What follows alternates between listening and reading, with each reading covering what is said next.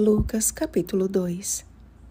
Glória a Deus nas maiores alturas, e paz na terra entre os homens a quem Ele quer bem. Versículo 14. O cântico da multidão da milícia celestial foi a única vez em que o céu se abriu para revelar a sua santa melodia. Diante de simples pastores, as mais perfeitas vozes entoaram o mais sublime louvor. A partir daquele momento, aqueles homens perceberam que o mundo já não seria mais o mesmo. Aquele acontecimento dividiria o tempo em antes e depois de Cristo. E após contemplarem o menino, conforme a palavra do mensageiro celeste, eles não puderam se calar e divulgaram o que lhes tinha sido dito a respeito do menino. O semblante deles era tão cheio de alegria e de convicção que todos os que ouviram se admiraram das coisas referidas pelos pastores. A mãe do Salvador, contudo, guardava todas estas palavras, meditando-as no coração.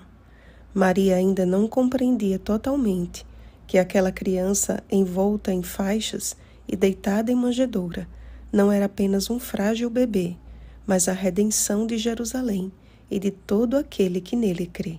João capítulo 3, versículo 16. Havia, porém, um homem chamado Simeão, homem justo e piedoso, que esperava a consolação de Israel, e o Espírito Santo estava sobre ele. Foi-lhe revelado pelo Espírito que ele não morreria antes de contemplar o Messias prometido. Por longos anos, Simeão aguardou a preciosa promessa. Mas, enfim, havia chegado o grande dia. As suas idas ao templo sempre eram cheias de expectativa, mas aquele dia foi diferente. Imagino a alegria indescritível que movia seus apressados passos em direção ao lugar onde tomaria nos braços o Senhor da Glória. O grande diferencial que fez com que aquele homem reconhecesse naquela criança a salvação, e não os sacerdotes que oficiariam a cerimônia de apresentação de Jesus no templo, foi a atuação do Espírito Santo em sua vida.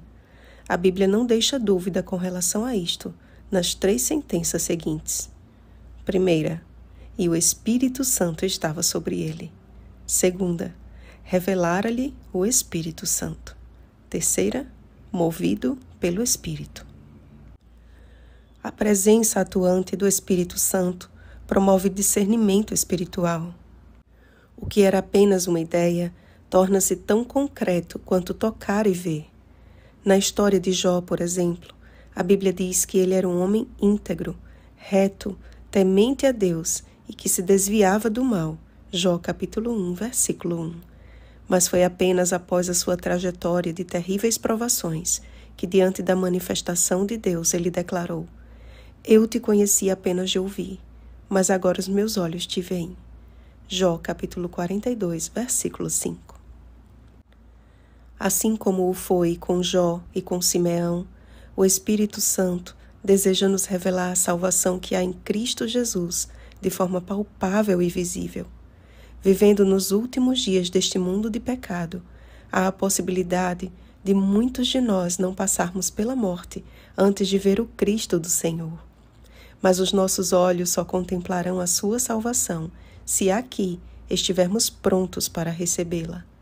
Porque assim como profetizou Simeão a respeito da primeira vinda de Jesus, de que estaria destinado tanto para a ruína como para levantamento de muitos, assim o será também em sua segunda vinda. Muitos o receberão com o gozo de quem já o aguardava. Outros, porém, se lamentarão perante aquele que, manifestando os pensamentos de muitos corações, revelará as suas más intenções. A vida de outro personagem citada neste capítulo e sua prática constante complementa a nossa real necessidade atual. A profetisa Ana, que também aguardava o cumprimento da profecia, reconheceu naquela criança a redenção de seu povo.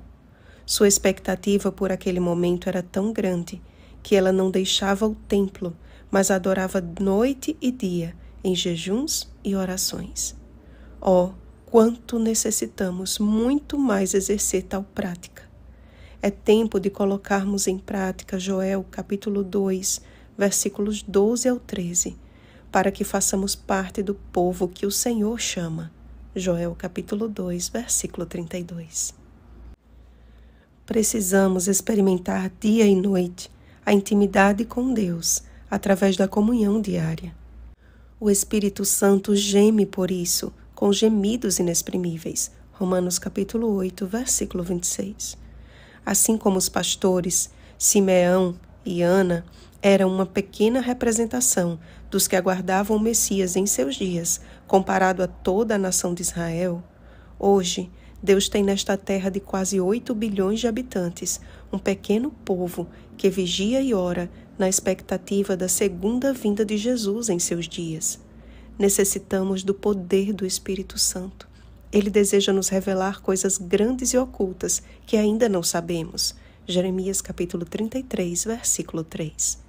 Mas para isso, necessitamos ser movidos pelo Espírito e olharmos constantemente para Jesus. Houve profunda angústia e desespero quando José e Maria perderam Jesus de vista. Mas quando o acharam no templo, que tamanho alívio lhe sobreveio imediatamente. Que não percamos o nosso Salvador de vista sequer um instante, amados, e muito em breve o veremos face a face. Oremos, amados. Santo Deus, que privilégio imerecido nosso de ter a promessa do Teu Espírito em nossa vida e de sermos guiados por Ele. Ó Senhor, estamos tão distantes da realidade de Simeão e de Ana, mas queremos ser homens e mulheres justos e piedosos diante de Ti. Almejamos e aguardamos a consolação de Israel, do Teu Israel espiritual. Pai, concede-nos o Espírito Santo. Queremos estar vivos para ver o Cristo do Senhor. Capacita-nos a falar de Jesus e de sua breve volta a todos os que o esperam para a salvação. Em nome de Jesus. Amém. Vigiemos e oremos. Um feliz sábado, habitação do Espírito Santo. Oremos pelo batismo do Espírito Santo. Oremos uns pelos outros. Rosana Garcia Barros.